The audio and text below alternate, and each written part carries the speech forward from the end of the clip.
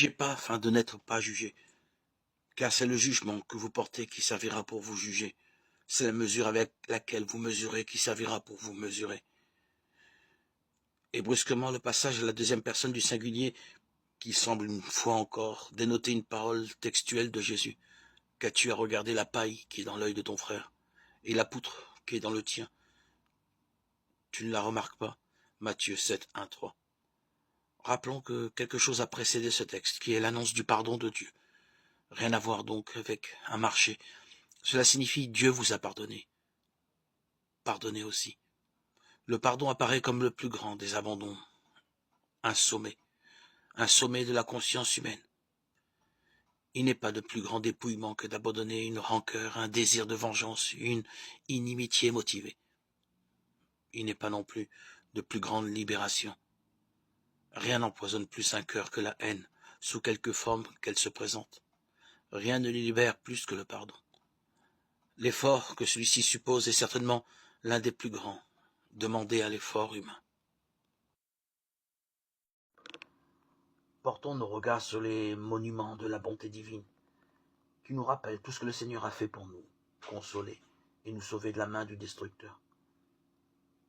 Gardons le souvenir précis de toutes les compassions de Dieu à notre égard, des larmes qu'il a essuyées, des douceurs qu'il a adoucies, des angoisses qu'il a fait disparaître, des sujets de crainte qui, sur son ordre, se sont évanouis, des besoins auxquels il a pourvus et des bénédictions qu'il a répandues sur nos têtes.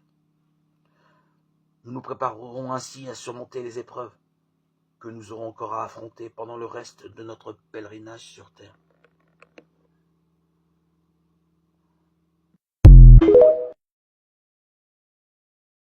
Voici en quels termes le Seigneur décrit sa mission terrestre. L'Esprit du Seigneur est sur moi, parce qu'il m'a oint pour annoncer une bonne nouvelle aux pauvres.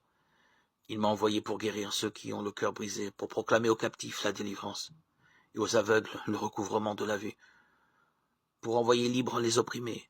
Luc 4, 18, 19. Telle était son œuvre. Il allait de lieu en lieu, faisant du bien et guérissant tous ceux qui étaient sous l'empire du diable. On pouvait trouver des villages entiers où on ne se faisait plus entendre aucun gémissement arraché par la maladie. Il avait passé par là et guéri tous les malades. Son œuvre témoignait de sa divinité. L'amour, la miséricorde et la compassion se révélaient dans chacun de ses actes. Son cœur était rempli de tendre sympathie pour les enfants des hommes. Il avait revêtu leur nature afin de subvenir à leurs besoins. Les plus pauvres et les plus humbles ne craignaient pas de l'approcher. Les petits enfants eux-mêmes se sentaient attirés vers lui. Ils aimaient à monter sur ses genoux et à fixer leur regard sur son visage réfléchi et bienveillant. Les rachetés seront accueillis dans les demeures que Jésus est allé leur préparer. Ils n'auront pas pour compagnons des êtres pervers, des menteurs, des idolâtres, des impurs, des incrédules, mais ils s'uniront à ceux qui ont vaincu Satan et qui, par la grâce de Dieu, ont formé des caractères parfaits. Toute tendance au péché, toute imperfection qui les afflige ici-bas aura été supprimée par le sang de Jésus-Christ.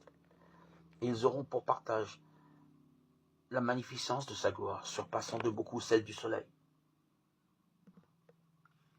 En même temps, la beauté morale et la perfection de leur Sauveur brilleront par eux d'un éclat qui éclipsera cette splendeur extérieure. Ils seront sans tache devant le grand trône blanc. Ils participeront à la dignité et au privilège des anges.